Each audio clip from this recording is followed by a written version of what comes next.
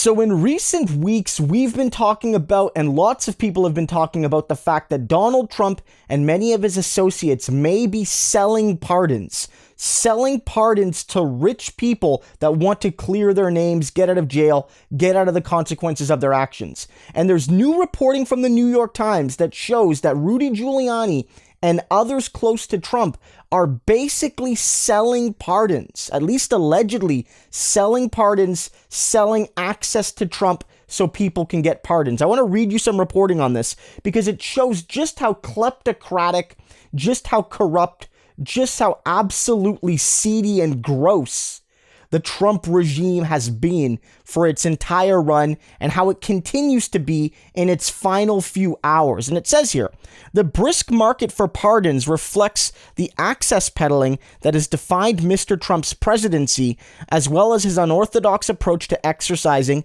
unchecked presidential clemency powers. Pardons and commutations are intended to show mercy to deserving recipients, but Mr. Trump has used many of them to reward personal or political allies.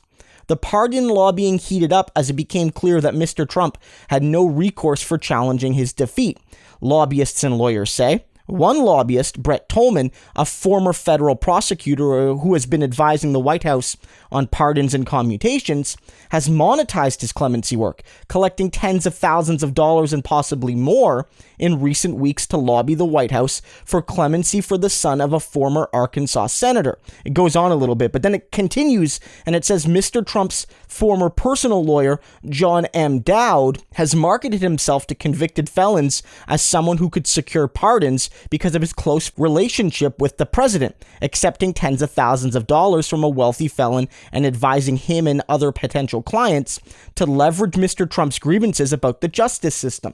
So basically what that's saying is people close to Trump are going to rich and wealthy and well-connected people and saying, look, do you or does your son or your wife or whatever, your husband, need a pardon, need some sort of commutation? Well, then give me money and I can go to Trump and ask him. And because Trump loves me, or maybe I'll give him a cut, I don't know, whatever, he'll give you a pardon, or at least you'll have a greater shot than just hoping for one or sending an email out into the ether. He also suggests, or you're also seeing suggestions that perhaps if you make a big deal about Trump's grievances, if you take Trump's side publicly on the fights he's been having around elections and around, him getting banned from Twitter, I don't know, then maybe he'll take pity on you and give you a pardon. So through money and through flattery, I can get you that pardon. But Rudy Giuliani in particular here has been implicated in this story and in other stories like this. And it matters because he's not only, a big prominent guy, a former mayor of New York, at one time widely beloved, but also he's Trump's personal lawyer. And if Trump's trial in the Senate happens, the impeachment trial in the Senate happens, right now, Rudy Giuliani is the odds-on favorite to head up his defense. So this is somebody deeply intertwined with Trump legally and personally, even though they seem to be fighting over Giuliani's legal fees of $20,000 per day, and we covered that a few days ago on the channel. Nonetheless, Giuliani and associates around Giuliani have been selling pardon access, at least according to the New York Times. And it notes here, and Mr. Kyriacou, John Kyriacou, was separately told that Trump's personal lawyer, Rudolph W. Giuliani, could help him secure a pardon for $2 million. Mr. Kyriacou rejected the offer, but an associate, fearing that Mr. Giuliani was illegally selling pardons, alerted the FBI. Mr. Giuliani challenges this characterization. And here's the basic story. When Mr. Giuliani went to the bathroom at one point, one of his confidants turned to Mr. Kyriacou and suggested Mr. Giuliani could help.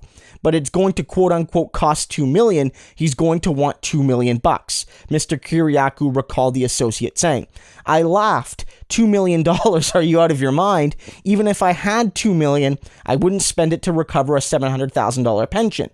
Mr. Kyriacou said he did not pursue the arrangement, but he shared the anecdote at a party last fall. A friend, a Transportation Security Administration whistleblower and former air marshal named Robert J. McLean, became alarmed and feared Mr. Giuliani might be selling pardons. Without telling Mr. Kyriacou, Mr. McLean filed a report with the FBI.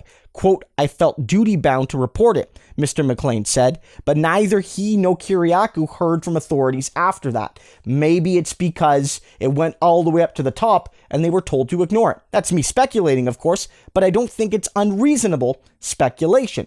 Let's be clear here. Let's be 100% clear. I believe this general story.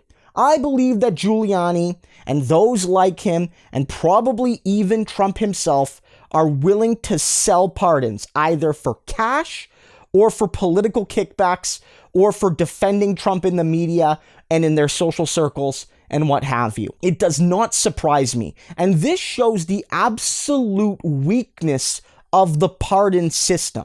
Look, pardons are good, and they've often been used to do good. When Chelsea Manning was pardoned by Obama, I don't always agree with Obama.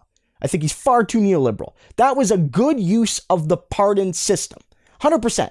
There are good pardons. There are bad pardons, and it's not just Trump. There have been bad pardons. Bill Clinton's had awful pardons. A lot of bad pardons from most presidents.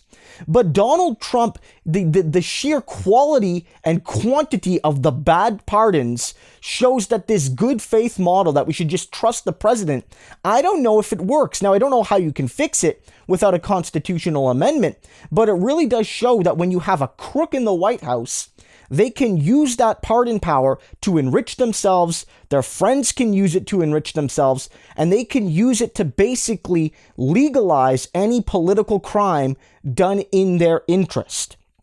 Like, that's what's happening here. But I gotta say, it's very rich here that Rudy Giuliani, a man implicated in all this, might defend Trump in the Senate trial. Like, it just shows me that while these people are crooks, they're not very good at getting away with it.